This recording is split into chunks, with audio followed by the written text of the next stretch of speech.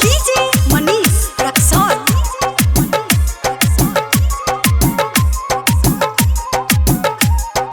ओखे नदी हले शादी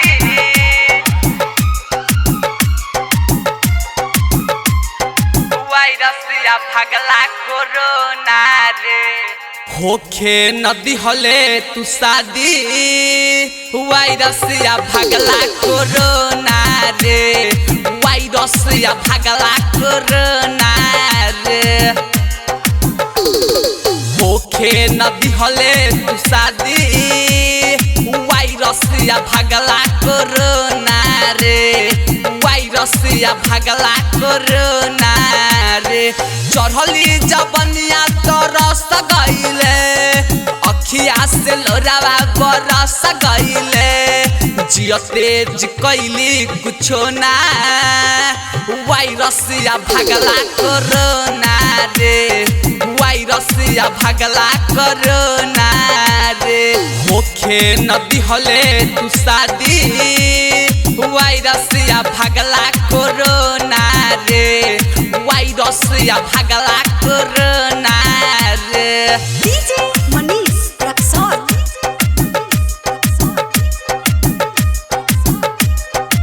होखे नदी हले तू शादी Music by Roshan Kumar virus या भगला कोरोना रे भीतर भीतर कुदताते जा बहानी सखी रे करता बड़ा परसान सखी रे करता बड़ा परसान हो भीतर भीतर कुदताते जा बहानी सखी रे करता बड़ा परसान सोचनी कि पियावा के कोरा में आसो सुतब करब रोज परेशान बाकी तू कैले अनहोना वायरस या भगला कोरोना रे वायरस पुतरा कोरोना रे होखे नदी हले तू शादी वायरस या भगला कोरोना रे वायरस या भगला कोरोना रे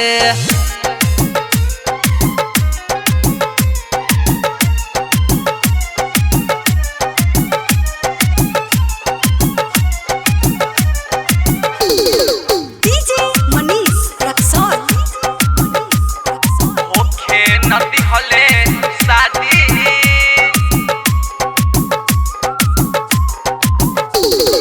वायरस या भगला कोरोना रे विक्रम यादव विवेक सोनी कृष्णनंदन के लागल रहे सुना हो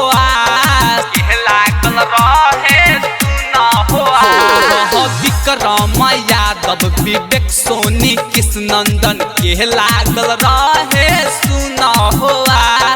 बाकी लगाबे न पवले गुदागुदी पियावा हमर सुनाओ म पराकाश दर्द दिहले दुगुना